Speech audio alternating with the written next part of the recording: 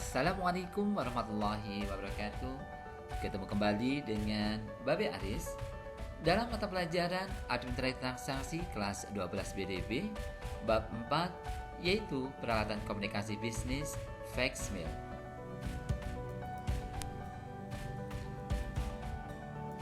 Peralatan komunikasi bisnis faxmail. Faxmail itu sendiri adalah suatu alat komunikasi yang digunakan untuk mengirim informasi berupa gambar atau tulisan yang akan dicetak oleh mesin penerima. Faxmail sering biasa disebut dengan mesin fotokopi jarak jauh. Samping adalah contoh fisik mesin faxmail. Komponen mesin faxmail secara garis besar terdiri atas hal sebagai berikut: modem atau modulator yang berfungsi mengirim dan menerima pesan dari pesawat faxmail yang lain.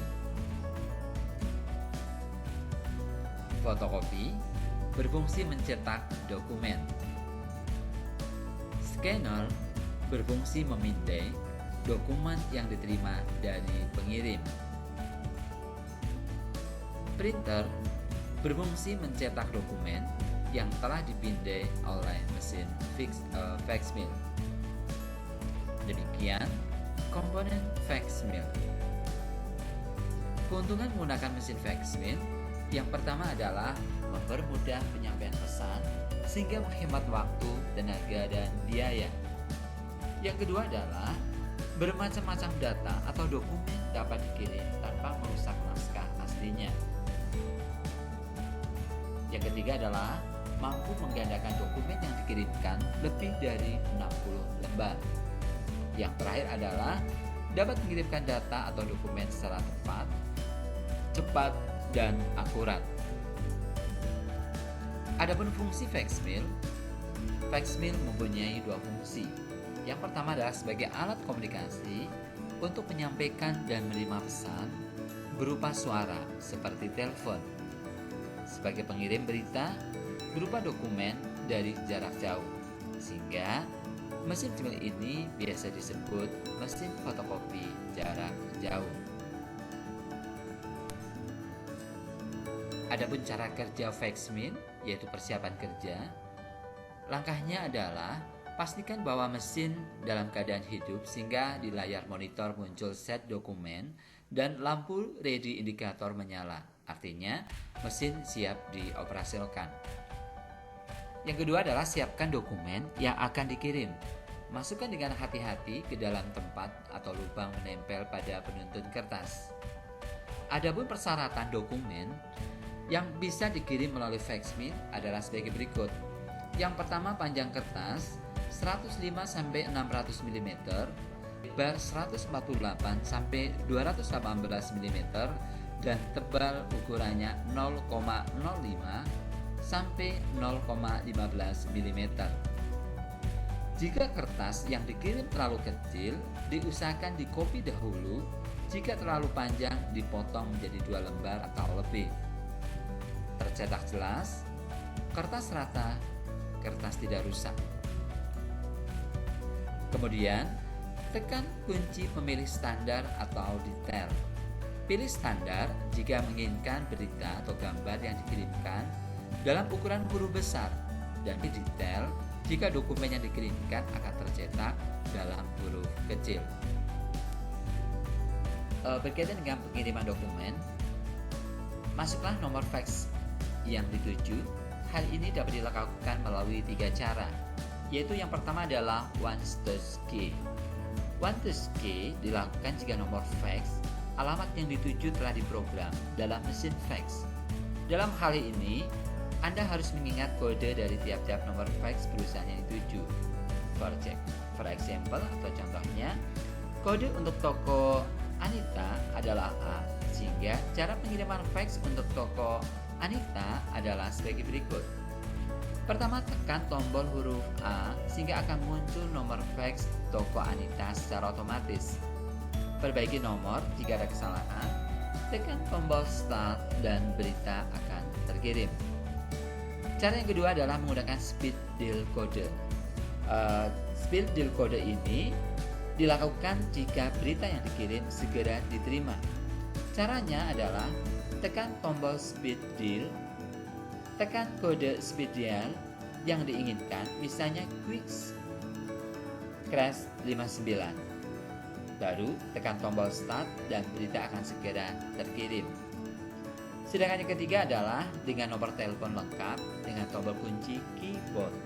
Caranya adalah pastikan petunjuk speed dial dalam keadaan mati. Masukkan nomor fax yang dituju, tekan tombol start. Yang terakhir adalah telepon set atau nomor lengkap. Caranya adalah ambil pesawat telepon, hubungi nomor fax yang dituju dengan telepon biasa. Kemudian jika memperoleh jawaban dan siap menerima, langsung tekan tombol start dan terdengar nada tinggi, berarti mesin fax alamat yang dituju dalam keadaan mati. Pada saat mengirim, identitas pesawat lawan akan tampak pada layar monitor, sehingga kita dapat mengawasi dan memeriksa alamat yang dituju. Jika lembar pertama telah selesai direkam, siapkan lembar berikutnya. Lembar berikutnya harus segera dimasukkan sebelum mesin kembali standby.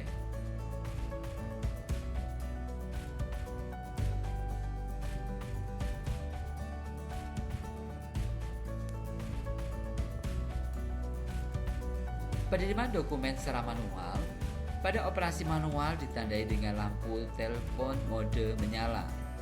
Berikut langkah mengirim pesan. Angkat gagang telepon, tekan tombol start. Ketika mendengar bunyi nada faxmail berbunyi beep, tunggu sampai muncul tulisan receive pada layar telepon, lalu letakkan gagang telepon. Mesin faxmail akan mencetak informasi yang dikirim. Penerimaan dokumen berkaitan dengan perawatan faxmail. Bersihkan mesin dari debu dengan mengelapnya. Periksa kertas yang akan digunakan untuk menerima dan mengirim dokumen atau berita. Jangan sampai kehabisan saat menerima berita. Posisi mesin harus selalu dalam keadaan on, jika sewaktu-waktu ada berita masuk dapat segera diketahui. Yang terakhir adalah jika ada kerusakan, segera laporkan pada atasan atau pejabat yang berwenang. Baik, selanjutnya adalah etika penggunaan alat komunikasi. Dalam pemilihan alat komunikasi, Anda harus memperhatikan hal-hal berikut. Yang pertama adalah derajat pesan komunikasi. Pemilihan media yang disesuaikan dengan tingkat tema pesan yang akan disampaikan. Contohnya adalah tingkat internal perusahaan, eksternal perusahaan, skala lokal, regional, nasional, maupun internasional. Yang kedua adalah waktu pelaksanaan komunikasi. Media yang digunakan dalam berkomunikasi harus menyesuaikan dengan waktu pelaksanaan komunikasi. Contohnya, komunikasi dilakukan pagi, siang, sore, ataupun malam hari. Yang ketiga adalah pelaku komunikasi. Pemilihan media harus memperhatikan pihak yang diajak bicara. Contohnya anak-anak, dewasa, pejabat, dan sebagainya. Dengan menyediakan media yang baik, berarti telah menghargai pelaku komunikasi. Yang keempat adalah konsensus pemilihan sarana. Pemilihan sarana komunikasi harus memperhatikan kesepakatan yang telah ditetapkan antara penjual dan pembeli. Yang kelima adalah tempat tinggal komunikan. Pemilihan sarana komunikasi harus memperhatikan tempat tinggal calon pelanggan. Yang terakhir adalah efisiensi sarana komunikasi. Pemilihan sarana komunikasi harus mempertimbangkan kelancaran, kemungkinan hasil yang akan diperoleh. Jika kemungkinan besar jawaban pasti akan diperoleh melalui data langsung ke rumah calon pelanggan, hal tersebut akan lebih baik dilakukan. Demikian penjelasan berkaitan dengan penggunaan etika mesin faxmail. Baiklah, jangan pernah lupa subscribe. Jangan pernah lupa subscribe. Allah selalu dekat. Kita saja yang seringkali menjauh. Pastikan untuk mendapatkan sesuatu yang kau inginkan, kau harus bersabar dengan sesuatu yang kau benci. Ini menurut Imam Ghazali. Terima kasih.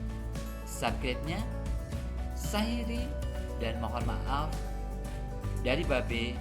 Wassalamualaikum warahmatullahi wabarakatuh.